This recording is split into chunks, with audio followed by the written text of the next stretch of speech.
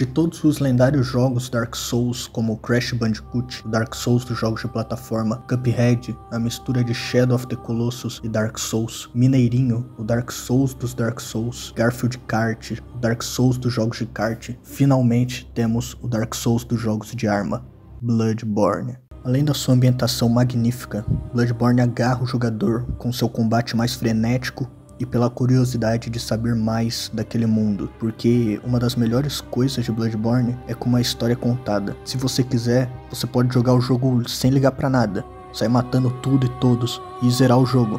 Mas quando você presta atenção nos detalhes, descrição de itens, falas de personagens, estátuas, design de monstros, você se sente como um historiador desbravando a história daquele lugar. Um simples resumo da lore do game é basicamente que antes havia uma espécie de seres humanoides, chamados de Pthumerianos, que tinham uma sociedade que protegia a tumba dos Great Ones, seres Lovecraftianos tratados como deuses. Essa civilização veio a decair quando algo terrível aconteceu com a rainha, que estava grávida de Oedon, o Great One sem forma que existe apenas em som. Assim os Great Ones foram embora, o que levou aquele povo à ruína. Anos se passaram, e uma universidade encontra as ruínas e descobrem sobre os Great Ones e seu sangue milagroso. Isso levou à criação de uma cidade com uma religião que adorava o sangue, mas o uso contínuo do sangue despertava nas pessoas uma parte bestial de dentro delas. E elas viravam furries. Então foram criados caçadores que saíam nas noites para matar as pessoas que haviam se tornado bestas, para que a população não descobrisse sobre isso. Mas, como era esperado, não deu certo. E alguns anos depois, a cidade está infestada de aquilo que um dia foram famílias. E você é um caçador, que tem como objetivo, como todo caçador, eliminar as bestas até o amanhecer. Mas tem algo de errado nessa noite. Por algum motivo, o amanhecer nunca chega. Então você tem que descobrir o que está acontecendo e acabar com seja lá o que está fazendo essa noite ser eterna. Isso é só a ponta do iceberg que você descobre. Tem muito mais para descobrir e desbravar. Eu estava pensando em fazer um documentário para contar a história, mas eu decidi fazer um iceberg, que vai ser no aniversário de 10 anos da DLC do jogo, porque tem muitos mais detalhes da história que ficam em aberto e não são cravados na pedra. E eu sinto que em formato de iceberg eu consigo partilhar mais teorias e detalhes importantes para completar esse quebra-cabeça, que é a história do jogo. Mas, além da lore, o que eu mais gosto de Bloodborne é o combate. Ele pega a dificuldade de Dark Souls, isso é basicamente todos os inimigos podem te matar com 2 hits, mas você também mata eles com 2 hits e deixa ela mais frenética, mais rápida. Todos os inimigos são mais rápidos do que em Dark Souls, mas você, o player, também é mais rápido. Isso pode parecer pouco, mas faz uma enorme diferença no estilo do jogo. Além das armas, cada arma tem 2 formas e são chamadas de Trick Weapons. Por exemplo,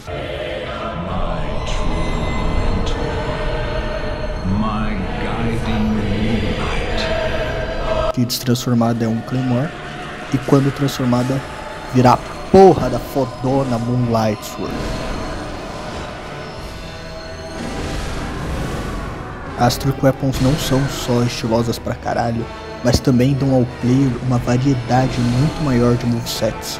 Ah, e também não podemos esquecer das armas de fogo, que no jogo atiram feijão. Mas o que faz as armas de fogo serem uma das minhas mecânicas favoritas de todos os jogos é que elas dão parry.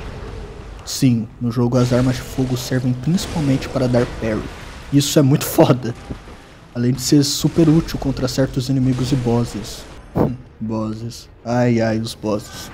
Nesse jogo tem bosses tão bons, com design tão bem feitos que, meu Deus. Os meus favoritos são sem sombra de dúvidas o Orphan de Kos e o meu boss favorito de todos os tempos, que é o Ludwig, que foi o primeiro boss da From Software a ter uma cutscene no meio da boss fight. E, meu Deus, é muito bom, tá no meu top 1 melhores cutscenes dos jogos, mano. Quando ele puxa como um Light Sword, mano, muito zica.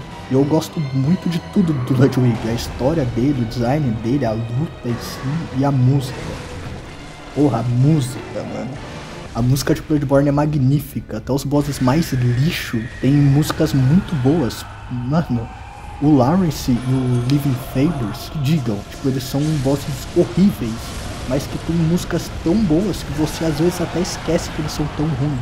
E todas são épicas assim, mas tem algumas que se destacam até mesmo entre as melhores, que são as que tem pessoas cantando em latim, tipo a do Ludwig, Lawrence e do German, que são muito boas, sério, escuta um pouco aí.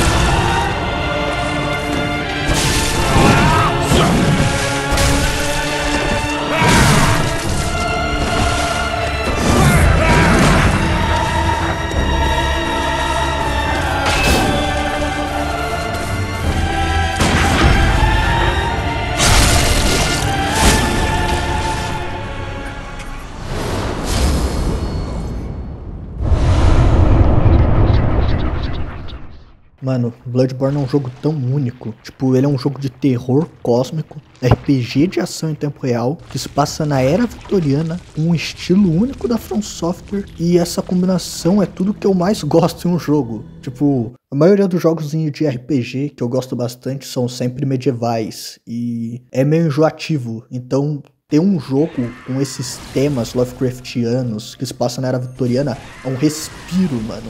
E não é só eu que acha isso, tanto que tem vários fãs que, como eu, tem ele como o jogo favorito de todos os tempos. Os fãs amam tanto esse jogo que eles esperaram por anos cobrando a Sony por uma versão de computador, que infelizmente, mesmo depois de 10 anos, nunca veio. Então eles criaram outras versões de Bloodborne. Já que a Sony não vai fazer nada, a gente faz. Como o Bloodborne PSX, que, mano, é o Bloodborne no estilo de PlayStation 1. E é muito bom mesmo. Tem até um novo boss inteiro e ele é muito bom. O Bloodborne Kart, que é da mesma criadora que fez o Bloodborne PSX, que, mano, a luta contra o último boss secreto é muito zica mesmo. E por fim, que eu acho que é o mais impactante, o emulador Shed PS4, que hoje em dia, em computadores mais potentes, você consegue jogar Bloodborne no PC. E a Sony,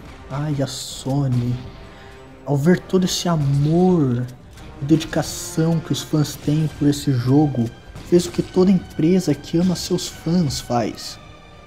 Ela ameaçou processar a criadora do Bloodborne PSX, a fazendo retirar o jogo do ar, além de que impediram a criadora de utilizar o nome Bloodborne Kart e os designs dos personagens no jogo, mesmo a criadora não recebendo nada com isso. E é por isso que hoje em dia o Bloodborne Kart ele é conhecido como Nightmare Kart, que você pode encontrar na Steam. Enquanto no emulador ela já não podia fazer muito, mas como ela é uma empresa muito madura, sabe, muito madura, muito velha, ela sabe resolver os problemas. Ela resolveu ameaçar vários criadores de mods para que eles tirassem do ar os seus mods, que ajudavam na emulação do Bloodborne. E alguns realmente tiraram, mas felizmente ela não conseguiu tornar o emulador inútil. E até hoje você consegue jogar Bloodborne no PC. Não por causa dessa empresa lixo, e sim pelos fãs.